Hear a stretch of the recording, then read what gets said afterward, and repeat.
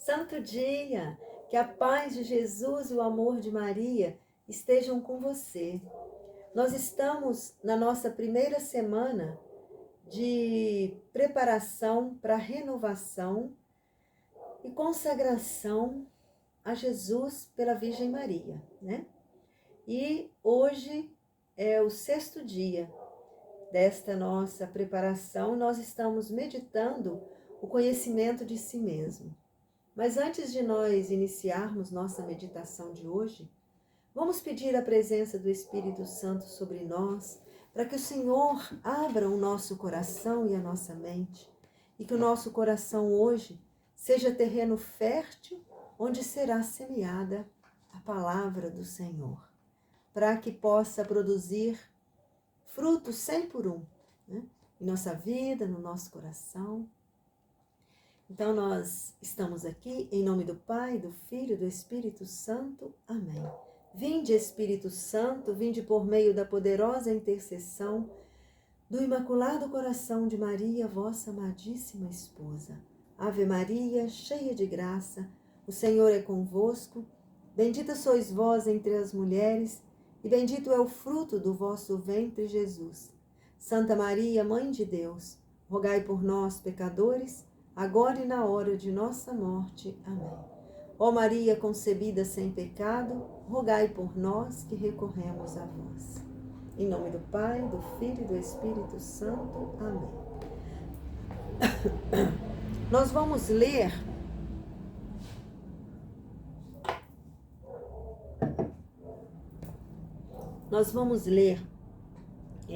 o Evangelho de São Lucas, capítulo 17, versículo de 1 a 10.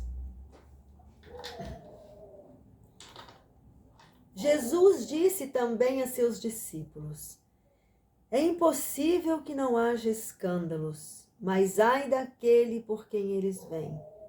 Melhor lhe seria que se atasse em volta do pescoço uma pedra de moinho e que fosse lançado ao mar, do que levar para o mal a um só destes pequeninos. Tomai cuidado de vós mesmos. Se teu irmão pecar, repreende-o. Se arrepender, perdoa-lhe. Se pecar 7 vezes no dia contra ti, e 7 vezes no dia vier procurar-te dizendo: estou arrependido, perdoar-lhe-ás. Os apóstolos disseram ao Senhor: aumenta-nos a fé. Disse o Senhor: se tiverdes fé como um grão de mostarda, direis a esta moreira: arranca-te e transplanta-te no mar, e ela vos obedecerá. E aí o Senhor nos dá uma lição de humildade nesses últimos versículos. Qual de vós, tendo um servo ocupado em lavrar ou em guardar o gado, quando voltar do campo lhe dirá: vem depressa sentar-te à mesa? E não lhe dirá o contrário: prepara-me a ceia, cinge-te e serve-me, enquanto como e bebo, e depois disso comerás e beberás tu? E se o servo tiver feito tudo o que lhe ordenara, porventura fica-lhe o Senhor devendo alguma obrigação? Assim também vós, depois de terdes feito tudo o que vos foi ordenado, dizei: somos servos como quaisquer outros, fizemos o que devíamos fazer. Palavra da nossa salvação. Glória a vós, Senhor. Então, nesses primeiros versículos, de 1 a 5, Jesus, ele quer nos dar alguns conselhos, né? Sobre o escândalo, sobre o perdão, né? E sobre a fé. Jesus, ele está conversando com seus discípulos. Então, ele está falando para os seus discípulos. Quem são os discípulos de Jesus hoje? Somos nós. Os discípulos de Jesus naquela época eram aqueles homens que caminhavam com Jesus, que estavam aprendendo com Jesus, porque Jesus ia deixar aqueles homens no trabalho dele, aqueles homens continuando a missão dele. Então Jesus falava para aqueles que iam continuar a missão deles. Jesus estava preparando aqueles discípulos para o serviço dele. Como nós, né? Nós também acreditamos em Jesus, nós também caminhamos com Jesus, nós também estamos nos preparando para nos consagrarmos a Jesus, entregar nossa vida a Jesus e trabalhar na messe dele, na lavoura e no campo do Senhor. Né? Somos nós, ele fala para nós. E aí Jesus vem nos alertar acerca do escândalo. Nós que estamos caminhando com ele, nós que estamos no serviço dele, não podemos causar escândalo. Os escândalos sempre vão existir no nosso meio. Mas nós não podemos, porque o escândalo, ele dá um contra-testemunho.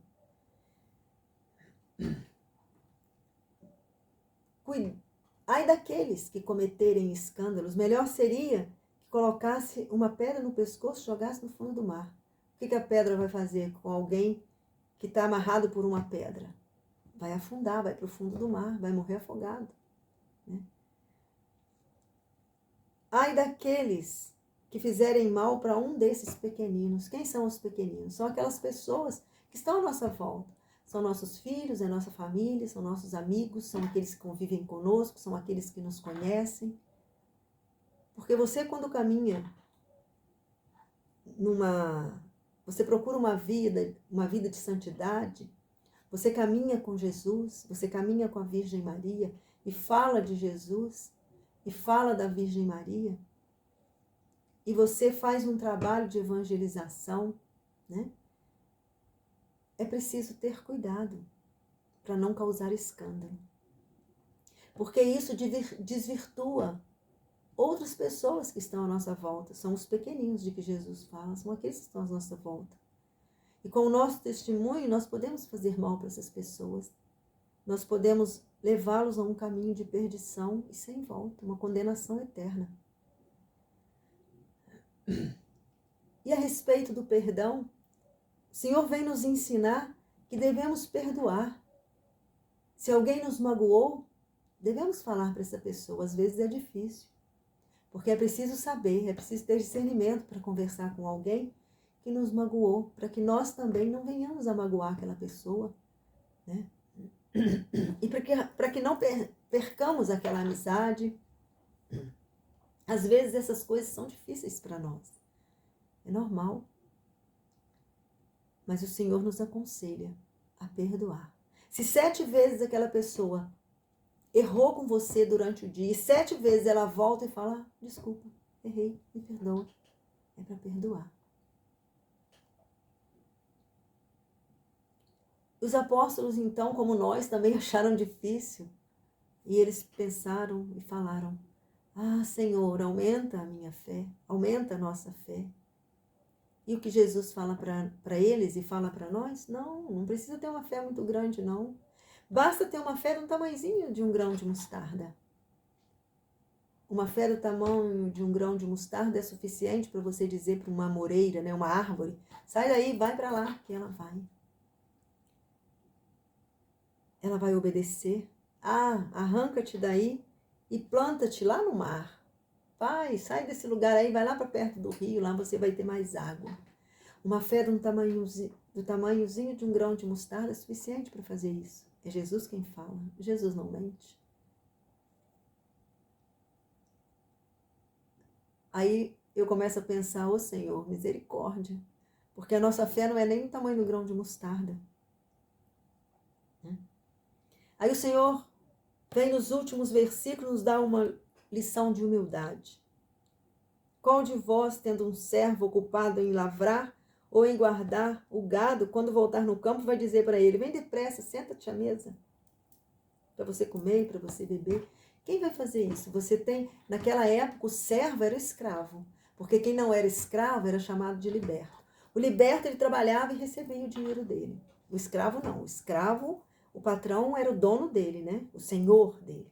era o dono dele, o senhor dele, do escravo. Quem tendo um escravo, quando ele acabar o serviço, chegar em casa ou na hora do almoço ou na hora do jantar, vai mandar ele sentar para comer porque você já fez para ele. Quem vai fazer isso? Ninguém vai fazer isso. O normal não vai fazer isso.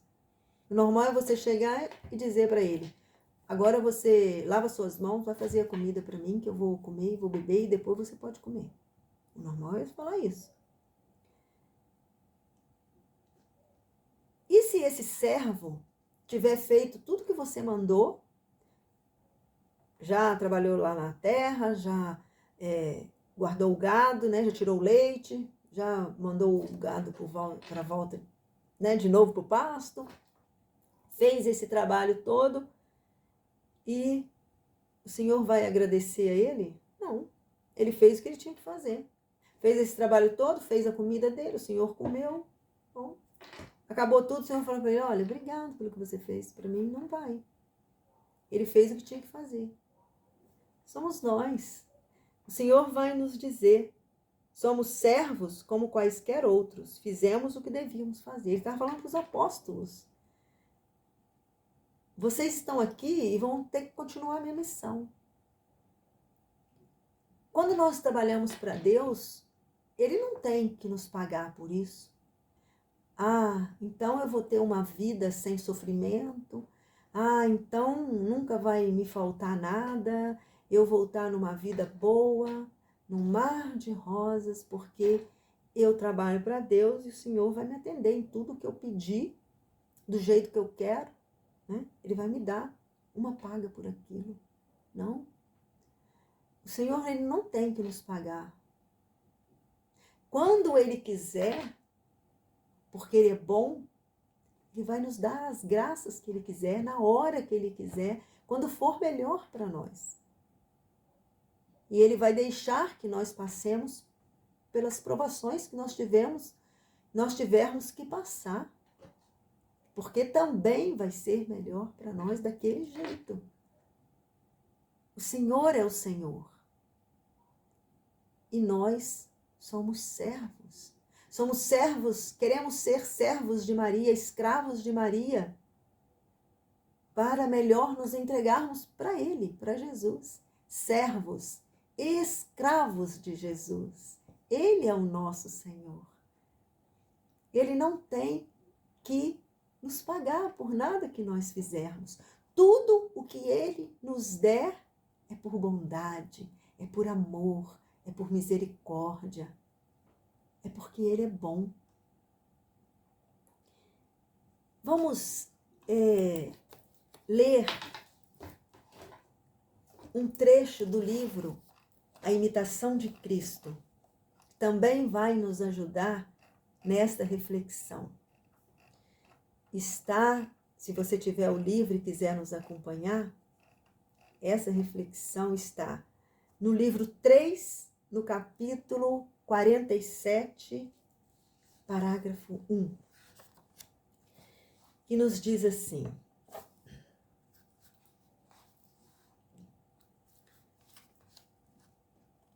filho, o Senhor nos diz, filho, não esmoreça nos trabalhos que por mim empreendeu, nem se desanime com as tribulações, mas em tudo que lhe acontecer, minhas promessas o consolem e fortifiquem. Eu sou suficientemente poderoso para dar-lhe uma recompensa sem limites e sem medida. Os trabalhos que agora padece não serão aumentados, nem sempre viverá oprimido de dores. Espera um pouco e verá como passam depressa os males. Virá uma hora em que cessará todo o trabalho e inquietação. Sempre é breve tudo o que passa com o tempo. Olha que maravilha! Como o nosso Senhor é bom, diferente de nós. Porque aquele Senhor que tem aquele servo, que faz tudo para ele, não é tão bom como o nosso Senhor. Né? Porque o nosso Senhor, mesmo Ele não tendo que nos dar nada pelo nosso serviço, Ele diz aqui: eu sou suficientemente poderoso para dar-lhe uma recompensa sem limites e sem medida. A recompensa do Senhor para nós é sem limite e sem medida. E não porque nós mereçamos, porque, meus irmãos, nós não merecemos. Nós não merecemos. E aí, nesta leitura também, nós vemos que o Senhor nos diz que todo trabalho e inquietação hão de passar. Haverão de passar. Tudo passa. E aí, basta que tenhamos uma fé do tamanho de um grão de mostarda. E é esta fé que nós queremos ter, Senhor. É esta fé. E aqui, o Senhor também nos diz, numa passagem, deixa eu ver onde está essa passagem. Em Lucas 18, capítulo 15, Lucas capítulo 18, versículo de 15 a 30, né? Não vamos ler tudo, vamos ler só este pedacinho aqui, olha. Bom mestre, que devo fazer para possuir a vida eterna? Jesus respondeu-lhe: por que me chamas bom? Ninguém é bom, senão só Deus. Conheces os mandamentos: não cometerás adultério, não matarás, não furtarás, não dirás falso testemunho, honrarás pai e mãe. Disse ele: tudo isso tenho guardado desde a minha mocidade. A essas palavras, Jesus lhe falou: ainda te falta uma coisa. Vende tudo o que tens, dá-o aos pobres e terás um tesouro no céu. Depois vem e segue-me. Ouvindo isso, ele se entristeceu, pois era rico. Vendo-o entristecer-se, disse Jesus: como é difícil aos ricos entrar no reino de Deus. É mais fácil passar o camelo pelo fundo de uma agulha do que um rico entrar no reino de Deus. Perguntaram os ouvintes: quem então poderá salvar-se? Respondeu Jesus: o que é impossível aos homens é possível a Deus. Pedro então disse: vê, nós abandonamos tudo e te seguimos. Jesus respondeu: em verdade vos declaro, ninguém há que tenha abandonado por amor do reino de Deus a sua casa, sua mulher, seus irmãos, seus pais ou seus filhos, que não receba muito mais neste mundo e no mundo vindouro a vida eterna. O que Jesus, o que o nosso Senhor tem para nos dar